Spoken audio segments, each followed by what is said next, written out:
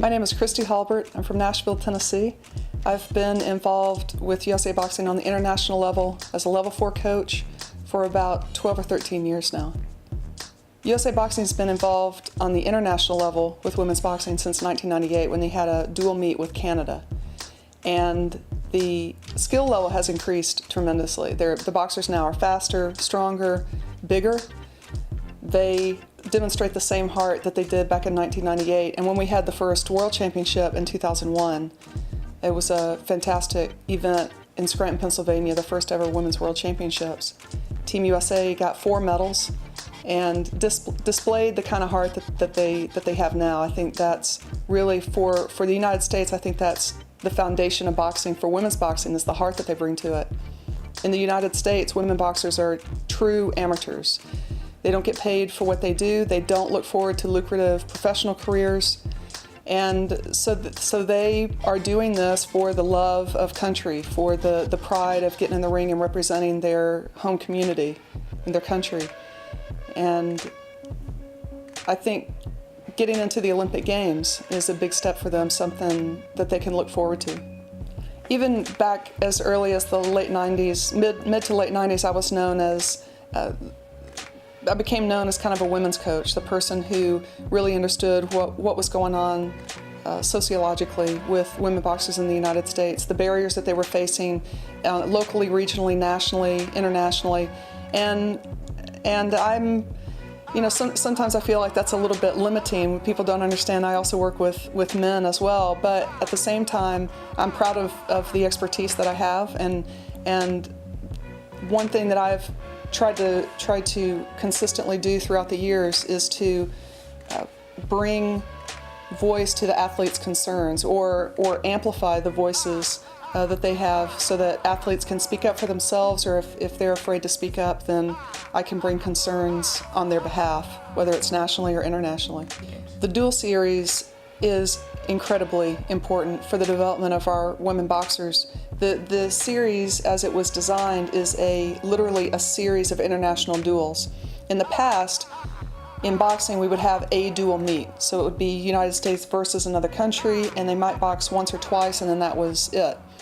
In the international series of duels, what we've been able to accomplish is win, lose, or draw. Boxers are boxing every other boxer in the tournament, every other foreign boxer in the tournament. And so they're able to walk away from this tournament with the experience of what would generally take 2, sometimes even 3 tournaments to get that kind of experience. So win or lose, they continue to box the foreign opponents that we're putting in front of them.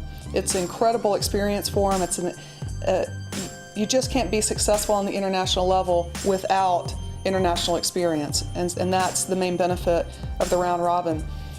The first year was last year, 2010, and we brought the tournament to Oxnard because Oxnard is such a great host. They put on a world-class event, and so the foreign teams are treated well, but we also showcase boxing. The IOC Executive Committee voted to lift its ban on women in boxing in 2009, and so boxing became the last sport to actually have women athletes in the Summer Games. So that was a big deal, and extremely important for the development of women's boxing worldwide, because being in the Olympic Games gives legitimacy to women boxers. And so for boxing, the Olympics is the world's largest stage. It's the most important event in boxing. And so it's been long overdue. Women and men were in the 1904 Olympics in St. Louis. It was just a demonstration or a display event. And they took men's boxing from then on, but women boxers, I guess you could say they've been training for about 108 years for this opportunity. There's no other sport like boxing. There are a lot of tough sports out there, but really there's nothing like boxing. It requires a very high skill set, a tremendous amount of courage just to climb through the ropes, to meet another opponent that is equally matched. And the boxers, they literally put their heart and soul into training for boxing. So you can imagine that just to win a national championship is taking a lot of work on their part.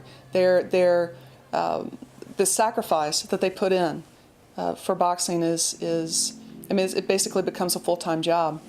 And so for them to not only win a national championship, but then win the trials and get to be the representative for Team USA, to go to the qualifying event and then qualify for the Olympics and get to go to the Olympics.